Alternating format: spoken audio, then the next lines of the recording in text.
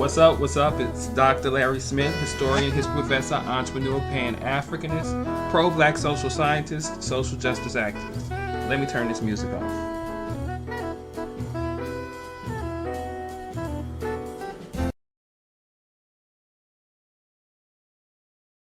So let me repeat this. If you didn't hear me the first time, it is Dr. Larry Smith. I'm a historian, history professor, entrepreneur, pan-Africanist, pro-black social scientist, social justice activist.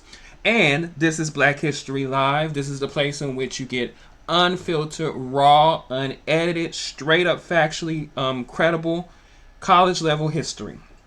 Welcome. I've been doing this for a long time, teaching history, and so now I've decided to do it live. So those of you who are out there in live land, watch me live, throw me some hearts up in the comments section. That motivates me to keep creating these lectures, which takes time. That also motivates me to be excited to get on here every Tuesdays and Thursdays. And yes, I know it's Friday, but yesterday we had some technical difficulties, and so we had to work that out as best as we could. But we're here today, and we're live today. And for those of you who want to watch the video, you can watch a clip of it, some of it, on YouTube. You can watch some of it on TikTok. And if you want to see the whole thing and every lecture that I have, which would be eight lectures a month, you can subscribe to for $25. Who do you know, or should I say, where do you know, where you can get college level Black history for $25 a month? That is bomb, because a college education, just to take one college course, would be a lot more than that. So sign up for the Patreon so that you can join the community and get not just the actual video of the lecture, but you also get the lecture notes, you get the slides, you get the reading list, you get reading materials, anything that is pertinent to this lecture. I put it out there because I want people who are following this and who are programmed into this to learn our history so that they can talk about it with power and it's written on their hearts. Also, by the way, let me make a clear two things. One, if you want to follow me, you can follow me at Dr. Larry Speaks Truth on TikTok. You can follow me at Dr. Larry Speaks Truth on YouTube. You can follow me at Dr. Larry Smith on Instagram and on my Facebook page. I'm all over the place. If you would like to donate to Du Bois College, which is the college that I founded, that we're growing and getting grants and sponsors and donations for, you can actually go to www.duboiscollege.com, and on the home page there is a link to our GoFundMe. You can donate to that as well. But yes, if you want to follow me, those are the accounts. Patreon is Black History Live. So if you want to, like I said, join that, you can. But also, this sound, there is a sound that continually happens, that sound, on my laptop. I think I just need to take it apart and dust it, which I will plan on doing this weekend. So please ignore that sound. It's crazy. But anyway, let's get started in our lecture. Hopefully you enjoy today's lecture. Today's lecture, we're going to actually go to a second part to our first lecture, which was Black Children, Childhood Loss, Black Children During Jim Crow America Part 2. So let's get that set up. Let me go bye-bye, and let's get into our lecture. Hopefully you enjoy it. Okay, so as I stated, the lecture is Childhood Loss, Children, and Jim Crow America.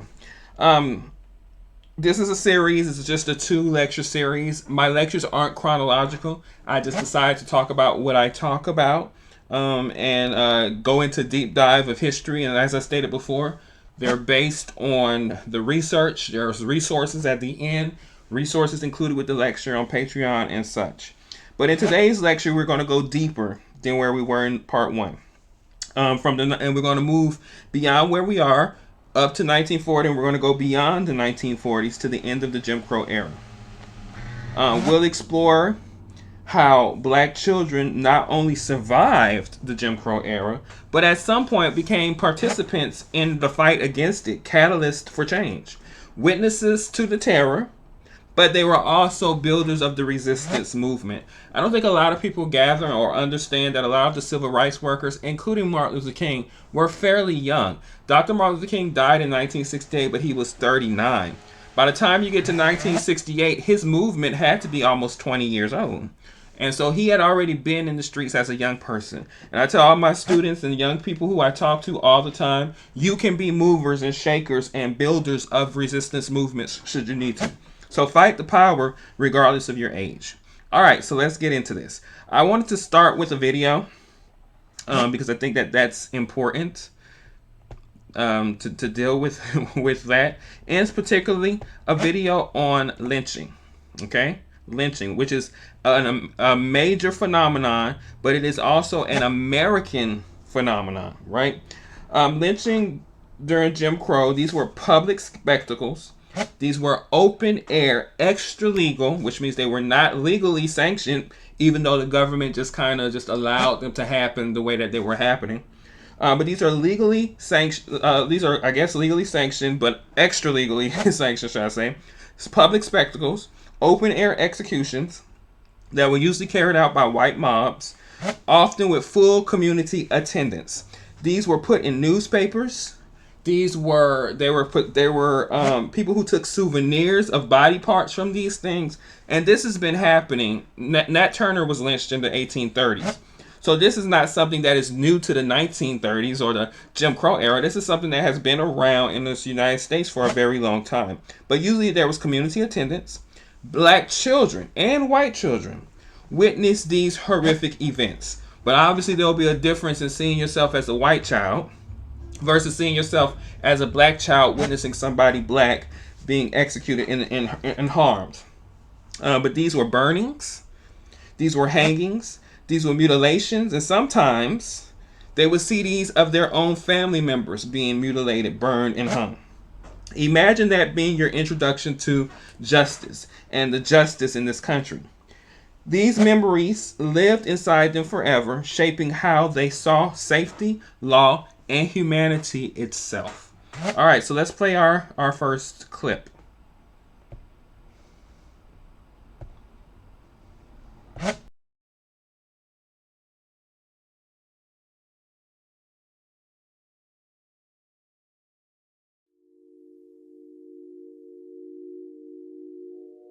People hear the word lynching and they think it means a hanging, but that's not what we're talking about. Racial terror lynchings are violence, lethal violence directed at people because of their race in an effort to terrorize the entire community.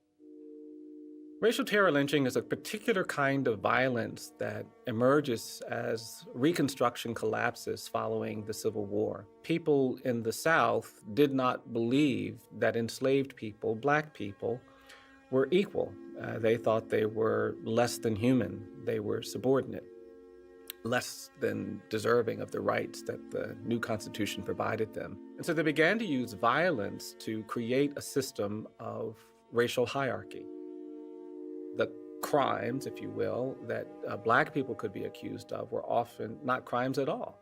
Passing a note to a white woman, not stepping off the sidewalk, laughing, not calling a white person sir or mister. These social transgressions got many African Americans killed.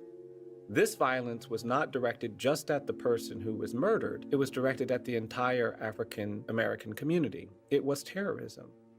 And for us to recover from that violence, from that terrorism, we all have to know it, and we have to deal with it. We have to address it. We have to talk about it.